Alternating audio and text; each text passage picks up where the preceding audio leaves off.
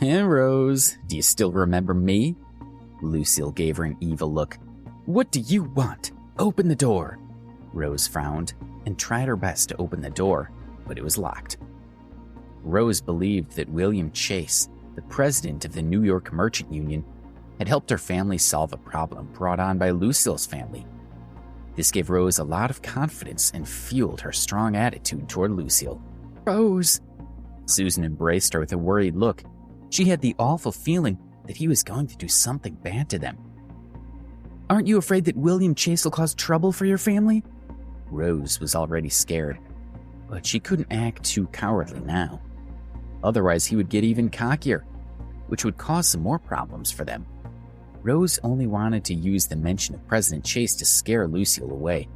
Pfft, Lucille snorted. He looked at her casually. It seems like your family doesn't get along that well with William Chase. Oh, what do you mean? Rose asked in surprise. He shook his head and laughed.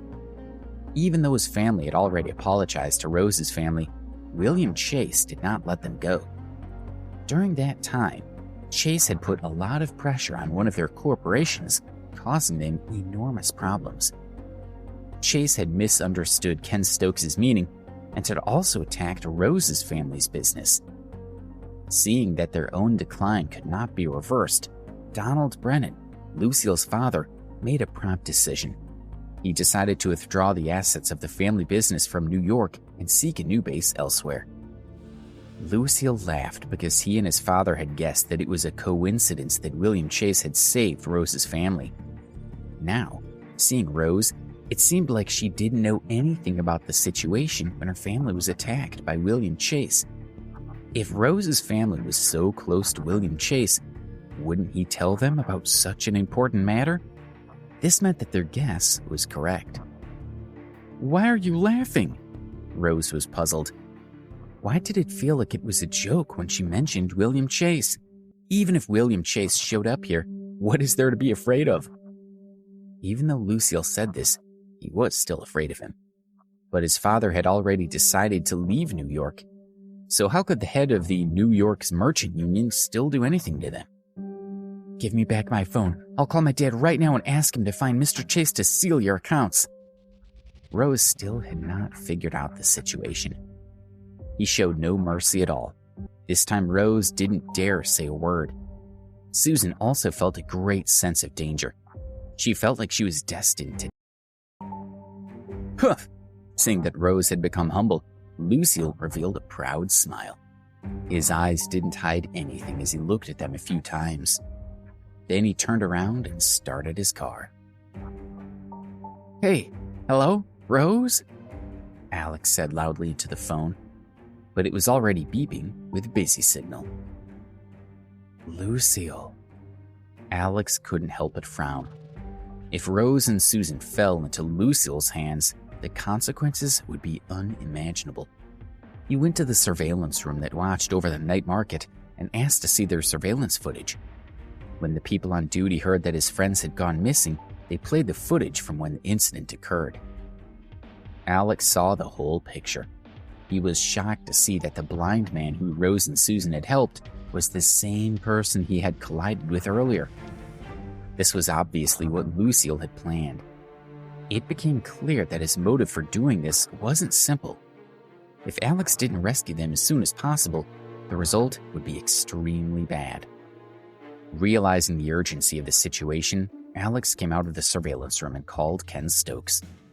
Ken was the most effective and quickest way to deal with the situation. Alex, you don't have to be so anxious. I'll call Donald Brennan right now. He definitely won't dare touch your friends, Ken said, which helped to calm Alex. All right. Since Ken had said so, it meant that it wasn't going to be a big problem. He would definitely be able to resolve it properly. Alex calmed down a bit, and he hung up the phone. Less than 10 minutes later, Ken called him back. Sir, I couldn't get through to Donald Brennan's phone, but I found out that he wants to transfer all his assets to other places. Last time we used William Chase of the New York Merchant Union to warn him, and from the looks of it, his actions during that period of time were very abnormal. It's very likely that he's venting his anger and taking revenge out on Rose before he leaves New York, Ken said as his tone became heavier. Are you in New York now? I'll go to your place. Hearing Ken's uncertainty, Alex felt a pang in his heart, so he wanted to meet with him. After all, Joe had asked him to take care of Suzan and Rose that evening. Yes, I'll send someone to pick you up right now. I'll do my best to search for the location of your friends, said Ken. 20 minutes later, stopped in front of Alex. He got in and went to meet Ken. At the same time, Lucille had already arrived at a small hotel on the outskirts of New York City. Lucille stopped the car, got out, opened the door, and pulled Rose out. The owner of the hotel was a familiar face to his family. He had already greeted them.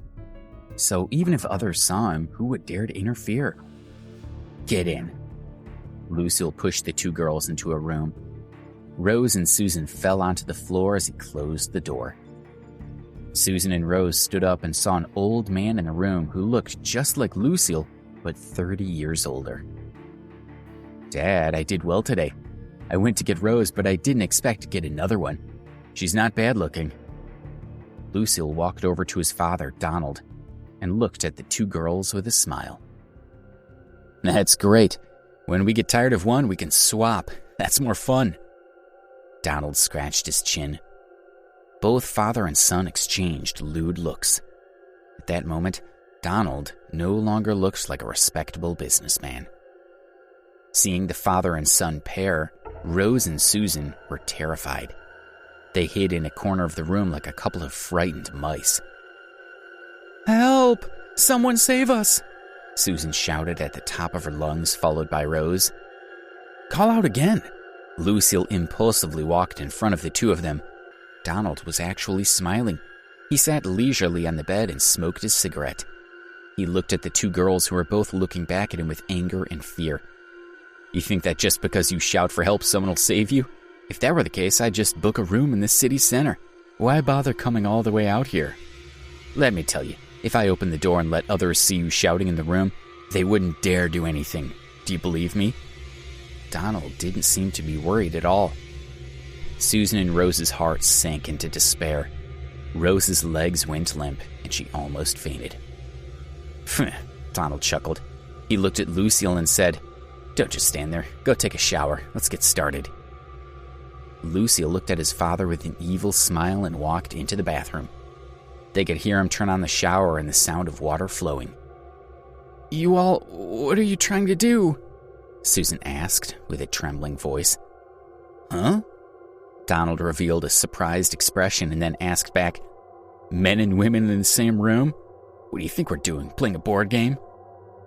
Suzan's mind went blank as her entire body went limp. Rose's heart was beating fast like it was a countdown for her life. The sound of flowing water stopped. Suzan and Rose's hearts missed a beat. Lucille came out while wiping his wet hair with a towel wrapped around his lower body. There were droplets of water on his firm muscles. No, I beg of you, please don't, Rose cried. She knelt on the ground and begged Lucille, Please let me go. I was wrong before. I won't dare do anything. Let me go. Let us go. We can compensate you in another way. This is against the law. Although she knew it wouldn't work, Suzan also begged them. Now that I know you're regretting it, do you remember how you insulted me in front of everyone in the Angel Bar? I swore in my heart that I would get you back for that humiliation. Don't! Rose tried to back away while pleading, but a wall was behind her. Lucille grabbed her chin with his right hand. He leaned her forcefully against the wall and breathed in her smell. He inched closer and closer to her face as a trace of an evil smile appeared. Rose closed her eyes in fright. She had become a victim. Just when Donald was about to walk toward Suzan, the room phone rang. Ring, ring, ring, ring. Donald glanced at the phone in confusion.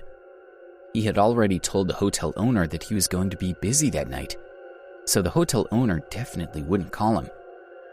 Even if they had something to talk to him about, they would have just knocked on the door. Who would be calling now? This phone can only connect with the internal hotel line, he thought. Donald finally walked over to the phone and gently picked it up without saying a word. The other party on the phone spoke. "I'm Ken Stokes. No matter what you're doing to Miss Suzan, stop now." Please subscribe to the Pocket FM YouTube channel and press the bell icon for instant notification. Check out our channel for more such exciting shows.